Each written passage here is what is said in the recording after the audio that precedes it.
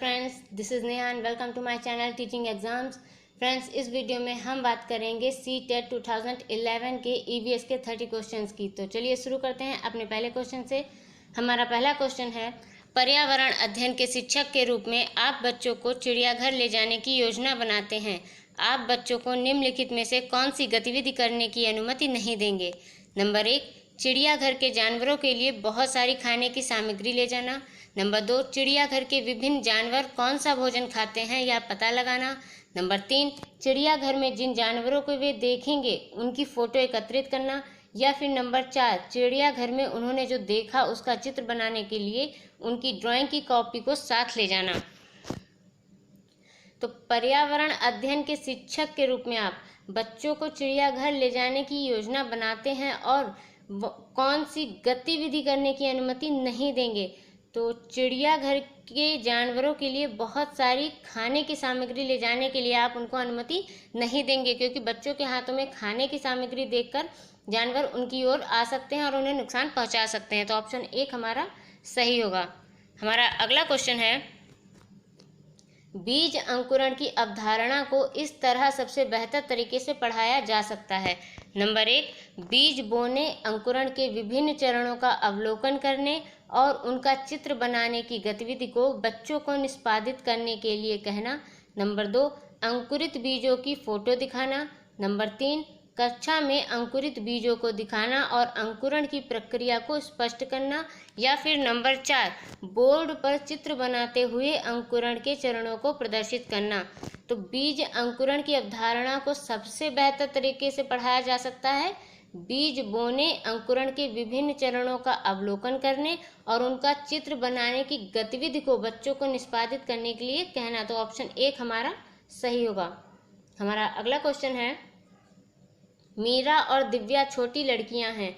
मीरा समोसे, कटलेट और डबल रोटी खाना पसंद करती है, जबकि दिव्या ऐसा भोजन पसंद करती है जिसमें लौह तत्व की कमी है। मीरा और दिव्या को निम्नलिखित बीमारियों में से क्रमशः कौन सी बीमारी होगी? नंबर 1, मोटापा और स्कर्वी। नंबर 2, स्कर्वी और एनीमिया। नंबर 3, एनीमिया और रतौंधी। या फिर नंबर 4, मोटापा और एनीमिया। तो मीरा जो खाना पसंद करती है वह है समोसा, कटलेट और डबल रोटी, जिसमें वसा ज़्यादा होता है। जिस भोजन में वसा ज़्यादा होता है उससे मोटापा भी बढ़ता है। दिव्या ऐसा भोजन पसंद करती है जिसमें लौह तत्व की कमी होती है, यानी आयरन कम होता है। तो जिसमें आयरन कम होता है उसमें हीमोग्लोबिन की मात्रा भी कम होती है, जिससे एनीमिया रोग होता है। तो मोटापा और एनीमिया, ऑप्शन नंबर 4 हमारा सही है। हमारा अगला क्वेश्चन है, बच्चों को विभिन्न प्रकार के ईंधनों से परिचित कराने के लिए शिक्षक नंबर 1, कक्षा में कुछ ईंधनों के नमूने दिखा सकता है। नंबर 2, एक लघु फिल्म दिखाने के साथ खाना पकाने के लिए इस्तेमाल होने वाले संभावित ईंधन के प्रकारों पर बच्चों के साथ चर्चा कर सकता है। नंबर 3, चार्ट पर ईंधनों के चित्र प्रदर्शित कर सकता है। या फिर नंबर 4, बच्चों से विभिन्न प्रकार के ईंधनों की सूची बनाने के लिए कह सकता है। तो बच्चों को विभिन्न प्रकार के ईंधनों से परिचित कराने के लिए एक लघु फिल्म दिखाने के साथ खाना पकाने के लिए इस्तेमाल होने वाले संभावित ईंधन के प्रकारों पर बच्चों के साथ चर्चा कर सकता है। तो ऑप्शन 2 हमारा सही होगा। हमारा अगला क्वेश्चन है, मानचित्र पढ़ने के लिए आवश्यक कौशल में शामिल है। नंबर 1, अभिव्यक्तात्मक योग्यताओं को बाहर निकालने के लिए विलक्षण संप्रेषण कौशल। नंबर 2, स्थान, दूरी और दिशाओं के सापेक्ष स्थिति को समझने की योग्यता। नंबर 3, ड्राइंग या पेंटिंग में विलक्षण कुशलता। नंबर 4, ग्लोब पर स्थिति दर्शाने के लिए स्केच और गणनाओं का उपयोग करने की योग्यता। तो मानचित्र पढ़ने के लिए आवश्यक कौशल में शामिल है स्थान, दूरी और दिशाओं की सापेक्ष स्थिति को समझने की योग्यता। तो ऑप्शन 2 हमारा सही होगा। हमारा अगला क्वेश्चन है, पर्यावरण अध्ययन की कक्षा में बच्चों के व्यक्तिगत अनुभवों को महत्व देना शिक्षक को लाभ पहुंचाता है। नंबर 1, विषय को बच्चों के अनुभव संसार से जोड़ने और विमर्श व सीखने को बढ़ावा देने में। नंबर 2, उसकी ऊर्जा बचाने में, क्योंकि बच्चे बातचीत करना पसंद करते हैं। नंबर 3, बच्चों के विशिष्ट अनुभवों को जानने में। या फिर नंबर 4, बच्चों की भाषा और संप्रेषण कुशलताओं को सुधारने और परिमार्जित करने में। तो पर्यावरण अध्ययन की कक्षा में बच्चों के व्यक्तिगत अनुभवों को महत्व देना शिक्षक को किसमें लाभ पहुंचाता है? विषय को बच्चों के अनुभव संसार से जोड़ने और विमर्श व सीखने को बढ़ावा देने में। तो ऑप्शन 1 हमारा सही होगा।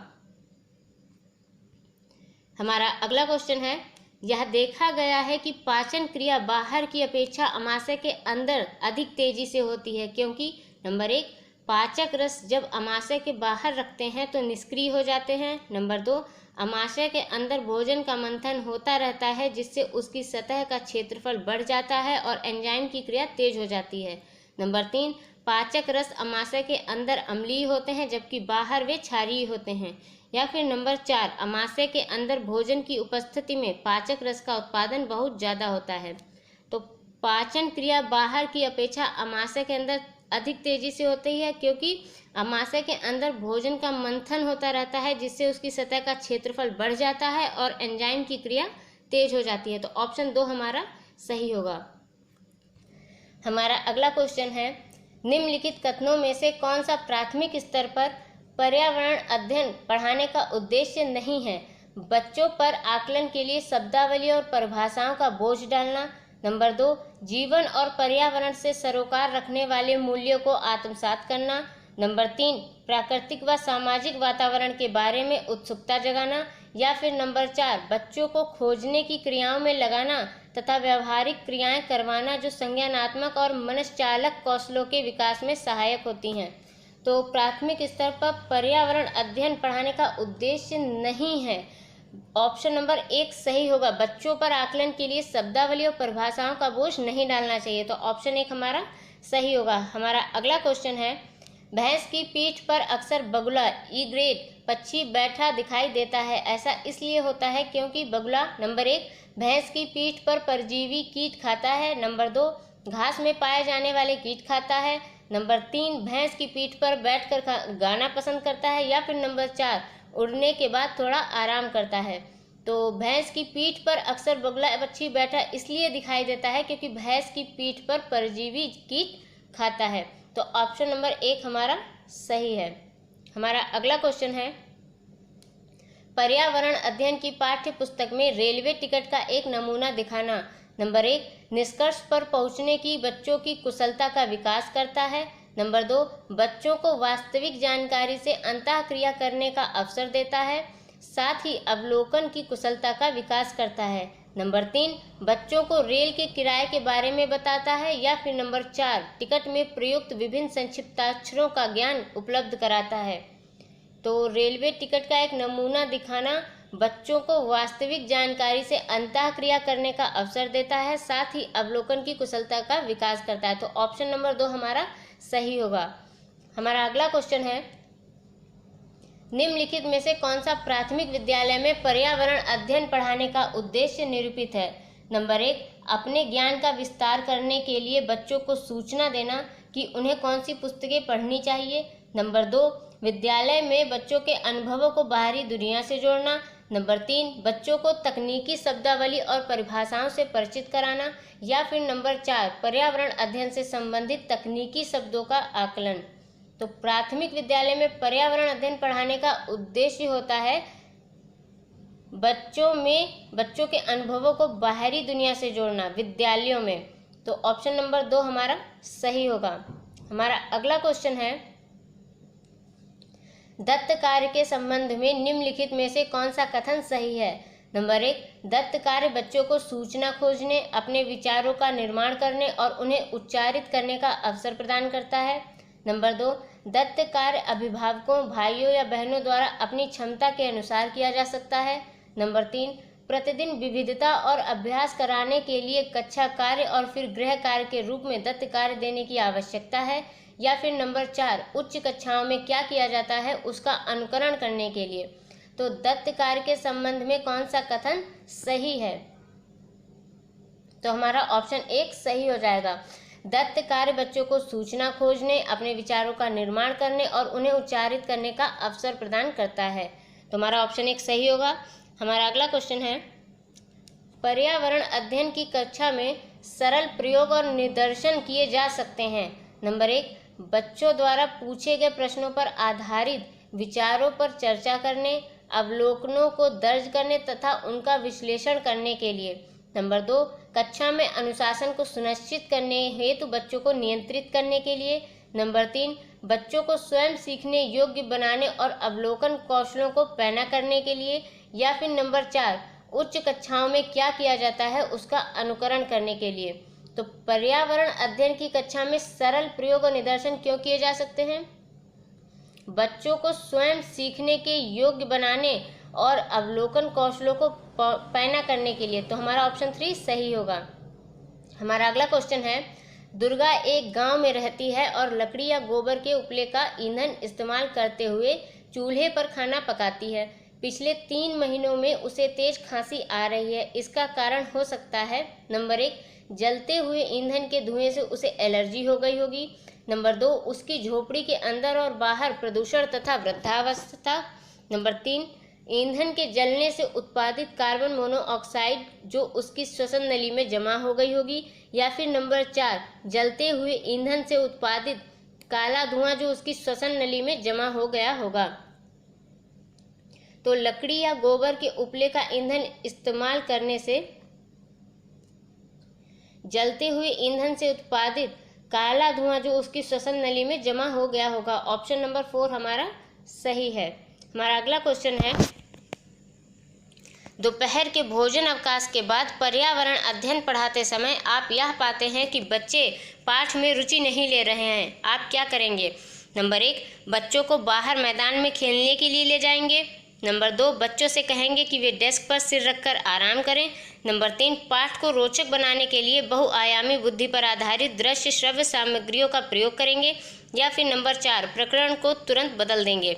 तो दोपहर के भोजन अवकाश के बाद पर्यावरण अध्ययन पढ़ाते समय बच्चे आपके पाठ में रुचि ले, इसके लिए आपको पाठ को रोचक बनाने के लिए बहुआयामी बुद्धि पर आधारित दृश्य श्रव्य सामग्रियों का प्रयोग करेंगे। ऑप्शन नंबर 3 हमारा सही होगा। हमारा अगला क्वेश्चन है, एक विद्यालय ने राजस्थान के लिए कक्षा 5 के बच्चों के शैक्षिक भ्रमण की योजना बनाई। भ्रमण के दौरान बच्चों से आपकी क्या अपेक्षाएं रहेंगी? नंबर 1, यदि उनके कोई प्रश्न हो तो उन्हें दर्ज कर लेना चाहिए और घर पहुंचने के बाद अभिभावकों से उन्हें पूछना चाहिए। नंबर 2, चीज़ों के बारे में बिना कोई प्रश्न पूछे सभी का अवलोकन करना चाहिए। नंबर 3, उन्हें आनंद उठाना चाहिए। या फिर नंबर 4, उन्हें ध्यान से अवलोकन करना चाहिए, टिप्पणियां दर्ज करनी चाहिए और बाकी बच्चों तथा शिक्षक के साथ अपने अवलोकनों को बांटना चाहिए। शैक्षिक भ्रमण की योजना बनाएं। भ्रमण के दौरान बच्चों से आपकी क्या अपेक्षाएं रहेंगी? तो उन्हें ध्यान से अवलोकन करना चाहिए, टिप्पणियां दर्ज करनी चाहिए और बाकी बच्चों तथा शिक्षक के साथ अपने अवलोकनों को बांटना चाहिए। तो ऑप्शन नंबर 4 हमारा सही होगा। हमारा अगला क्वेश्चन है, रीना अपने घर का कूड़ा नीचे दर्शाए तरीके से 2 ढेरियों में अलग करती है। पहली ढेरी है केले का छिलका, सब्जियों के छिलके, सूखी पत्तियां या अखबार। दूसरा ढेरा है जैम की बोतल, सॉस की बोतल, उपयोग में लाई गई टूथपेस्ट, ट्यूब, प्लास्टिक के खिलौने। रीना ने 2 ढेरियों में कूड़ा निम्न आधार पर अलग किया। नंबर 1, घरेलू कचरा या औद्योगिक कचरा है। नंबर 2, दुर्गंध है या दुर्गंध रहित है। नंबर 3, अपघटित होने वाले या अपघटित नहीं होने वाले। नंबर 4, पुनः चक्रण किया जा सकता है या पुनः चक्रण नहीं किया जा सकता है। तो केले का छिलका, सब्जियों के छिलके और सूखी पत्तियां ये अपघटित हो सकते हैं, इनका अपघटन हो सकता है। लेकिन जैम की बोतल, सॉस की बोतल, ट्यूब, प्लास्टिक के खिलौने, इनका अपघटन नहीं हो सकता है। तो अपघटित होने वाले या अपघटित नहीं होने वाले, ऑप्शन नंबर 3 हमारा सही होगा। हमारा अगला क्वेश्चन है, किसके नेतृत्व में चिपको आंदोलन को बल मिला? Number 1, A.K. बैनर्जी। नंबर 2, सुंदर लाल बहुगुणा। नंबर 3, अमृता देवी बिश्नोई। या फिर नंबर 4, मेधा पाटकर। तो चिपको आंदोलन को सुंदर लाल बहुगुणा के नेतृत्व में बल मिला। इस क्वेश्चन को ये क्वेश्चन यूपी टेट में भी पूछा जा चुका है। इसका सुंदर लाल बहुगुणा का किस आंदोलन से संबंध है? तो चिपको आंदोलन से। और चिपको आंदोलन का संबंध किससे है? वनों से है। और ये इसलिए भी महत्वपूर्ण हो जाता है क्योंकि इस आंदोलन में महिलाओं ने भी भाग लिया था। तो हमारा अगला क्वेश्चन होगा, विटामिन ऐसे पदार्थ हैं जो नंबर 1 हीनता जन्य रोगों से बचाव के लिए थोड़ी मात्रा में आवश्यक है। नंबर 2 हमारी उपापचय दर बढ़ाकर भार में कमी लाते हैं। नंबर 3 स्वस्थ रहने के लिए दवाई के रूप में लिए जाते हैं। या नंबर 4 पेशियों का विकास करके हमें ताकतवर बनाते हैं। तो विटामिन ऐसे पदार्थ हैं जो हीनता जन्य रोगों से बचाव के लिए थोड़ी मात्रा में आवश्यक है। तो ऑप्शन 1 हमारा सही होगा। हमारा अगला क्वेश्चन है, ग्रामीण क्षेत्रों में गाय के गोबर से झोपड़ी की दीवारों और फर्श को लीपा जाता है। उन्हें नंबर 1 फर्श को प्राकृतिक रंग देने के लिए। नंबर 2 कीड़ों को दूर रखने के लिए। नंबर 3 चिकना और साफ बनाने के लिए। या फिर नंबर 4 खुरदरा बनाकर घर्षण बढ़ाने के लिए। तो गाय के गोबर से झोपड़ी की दीवारों और फर्श को क्यों लिपा जाता है? कीड़ों को दूर रखने के लिए। तो ऑप्शन नंबर 2 हमारा सही होगा। हमारा अगला क्वेश्चन है, एक किसान दानों को भूसे से अलग करना चाहता है। जिस प्रक्रिया से यह किया जा सकता है वह कहलाती है। नंबर 1 फसल की कटाई। नंबर 2 हस्तचयन। Number 3 threshing. या फिर नंबर 4 निष्पावन। तो दानों को भूसे से अलग करने की प्रक्रिया निष्पावन कहलाती है। ऑप्शन नंबर 4 हमारा सही होगा। हमारा अगला क्वेश्चन है, पर्यावरण अध्ययन की पाठ्य पुस्तक में पहेलियां शामिल करने का निम्नलिखित में से कौन सा उद्देश्य नहीं है? नंबर 1 बच्चों के मस्तिष्क को भ्रमित करना और उन्हें इस भ्रम का आनंद उठाने देना। नंबर 2 सृजनात्मक चिंतन की योग्यता और उत्सुकता का विकास करना। नंबर 3 बच्चों में आलोचनात्मक चिंतन शक्ति विकसित करना। या फिर नंबर 4 बच्चों में तर्कणा शक्ति का विकास करना। तो पहेलियां शामिल करने का निम्नलिखित में से कौन सा उद्देश्य नहीं है? तो बच्चों के मस्तिष्क को भ्रमित करना और उन्हें इस भ्रम का आनंद उठाने देना उद्देश्य नहीं होगा। तो ऑप्शन 1 हमारा सही होगा। हमारा अगला क्वेश्चन है, एक पुरुष जिसका रक्त O है एक ए रक्त समूह वाली स्त्री से शादी करता है। उसके पहले बच्चे के रक्त समूह O होने की संभावना है। नंबर 1 25%। नंबर 2 75%। नंबर 3 50%। या नंबर 4 100%। तो 50% हमारा सही जवाब होगा। Option number 3। हमारा अगला क्वेश्चन है, टूटता तारा उल्का है। नंबर 1 उल्का जो पृथ्वी के वायुमंडल में प्रवेश करते ही आग पकड़ लेता है। नंबर 2 एक समान गति से चलने वाला तारा। नंबर 3 एक चमकता पिंड जो वायुमंडल में एक समान गति से चलता है। या फिर नंबर 4 एक तारा जिसके एक सिरे पर पूंछ होती है। तो जो टूटता तारा उल्का है वो पृथ्वी के वायुमंडल में प्रवेश करते ही आग पकड़ लेता है। जब वो पृथ्वी के वायुमंडल में प्रवेश करता है तो वायु के घर्षण बल के कारण आग पकड़ लेता है। तो ऑप्शन 1 हमारा सही होगा। हमारा अगला क्वेश्चन है, क्वथन यानी उबलना और वाष्पीकरण में अंतर है। नंबर 1 क्वथन से द्रव का आयतन कम हो जाता है जबकि वाष्पीकरण में नहीं। नंबर 2 क्वथन में द्रव से वाष्प में परिवर्तन देखा जा सकता है जबकि वाष्पीकरण देखा नहीं जा सकता।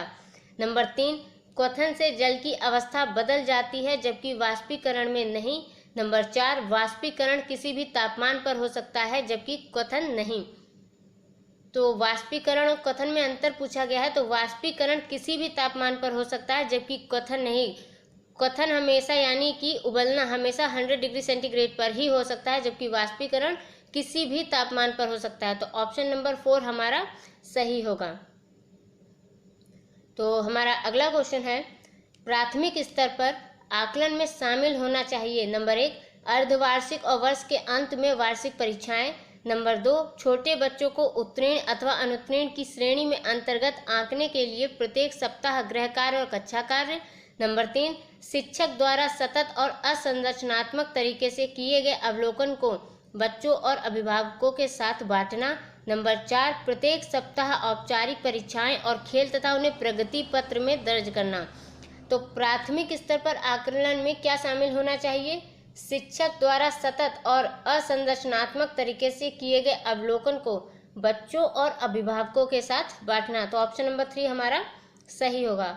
हमारा अगला क्वेश्चन है, नींबू साधारण पानी में डूब जाता है लेकिन नमकीन पानी में तैरता रहता है क्योंकि? नंबर 1 नींबू का घनत्व नमकीन पानी में अधिक हो जाता है। नंबर 2 नींबू का घनत्व नमकीन पानी में कम हो जाता है। नंबर 3, नमकीन पानी का घनत्व साधारण पानी के घनत्व से अधिक होता है। नंबर 4, साधारण पानी का घनत्व नमकीन पानी के घनत्व से अधिक होता है। तो नींबू साधारण पानी में डूब जाता है लेकिन नमकीन पानी में तैरता रहता है, क्योंकि नमकीन पानी का घनत्व साधारण पानी के घनत्व से अधिक होता है। तो ऑप्शन नंबर 3 हमारा सही होगा। हमारा अगला क्वेश्चन है, पके हुए चावल रेफ्रिजरेटर में अपेक्षाकृत लंबे समय तक परिरक्षित किए जा सकते हैं, क्योंकि नंबर 1, कम तापमान पर भोजन का नमी तत्व घट जाता है। नंबर 2, रेफ्रिजरेटर में कुछ ऐसे रसायन होते हैं जो रोगाणुओं को नष्ट कर देते हैं। नंबर 3, कम तापमान पर रोगाणु निष्क्रिय हो जाते हैं। या नंबर 4, रोगाणु कम तापमान पर नष्ट हो जाते हैं। तो पके हुए चावल को रेफ्रिजरेटर में अपेक्षाकृत लंबे समय तक परिरक्षित किया जा सकता है। क्यों? क्योंकि कम तापमान पर रोगाणु निष्क्रिय हो जाते हैं। ऑप्शन नंबर 3 हमारा सही होगा। हमारा अगला क्वेश्चन है, रक्त की जांच द्वारा किसकी उपस्थिति में मलेरिया की पहचान होती है? नंबर 1, लाल रक्त कोशिकाओं में मच्छर के अंडे।